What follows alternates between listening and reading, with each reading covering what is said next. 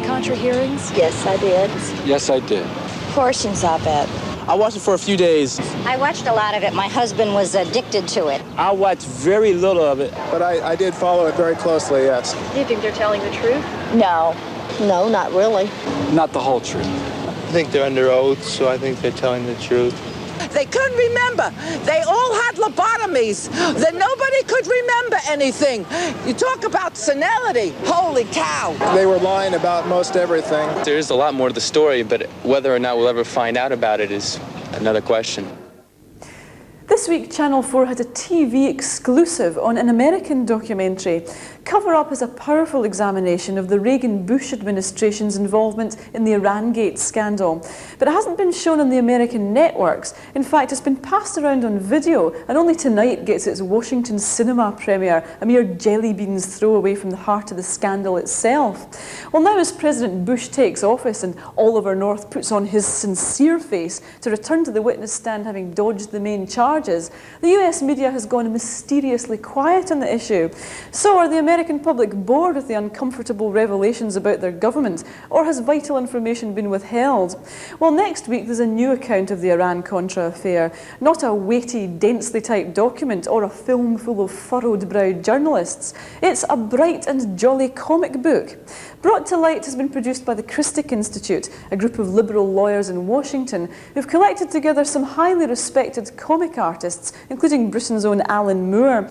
But although it's far from being childlike or frivolous, it's certainly not Elmer Fudd joins the CIA. It still begs the question why a group of anarchic cartoonists were used to deal with such a serious issue. Well, our goal is to uncover the truth with our investigation, bring these facts into a court of law, and resolve the question of what's true and what isn't true within a jury of our peers. And then, thirdly, to distribute this information to the public. And this pictorial documentary is a wonderful way to do that. Well, when Christic asked us to do the book in question, they gave us this, which is a affidavit containing about 300 pages of drug dealing, money laundering and arms smuggling.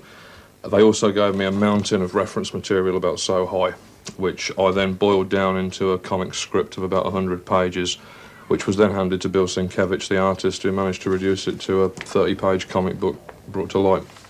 I think Christic are only too aware that most people don't really give a damn about politics. The Tower Commission report was concerning the Iran Contra affair is a massive document. I've read about half of it, and I was having to read it for research. It's colossally boring. Nobody in their right mind would sit and wade through that document, no matter how important it was. And I think that Christic recognised that.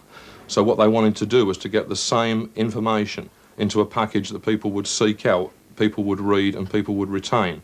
I think that Alan Moore and the artist did really a remarkable job of capturing the essence of the enterprise and its activities. The approach is surrealistic, so that you have this bird telling the story, but I think they were able to communicate the evilness of these activities and the motivation which is behind the activities.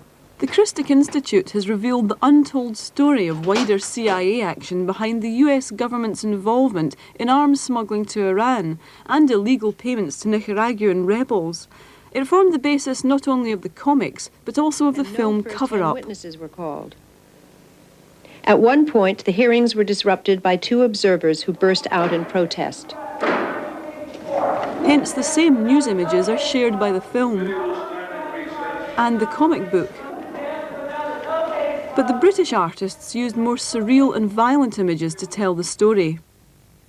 The reason why I decided to use these very expressive and emotional images was because generally people are deadened to the news that they read. People open their newspapers in the morning and a stack of corpses tumble out in their lap. It takes an awful lot to shock people these days. I think that Americans, and this is a sweeping generalisation, Americans prefer to forget. They prefer to forget Vietnam, they prefer to forget Watergate, and I think that if we let them, they'll try and forget Iran-Gate as well. What I was trying to do was to marry up dry historical facts with images that were strange and compelling and memorable.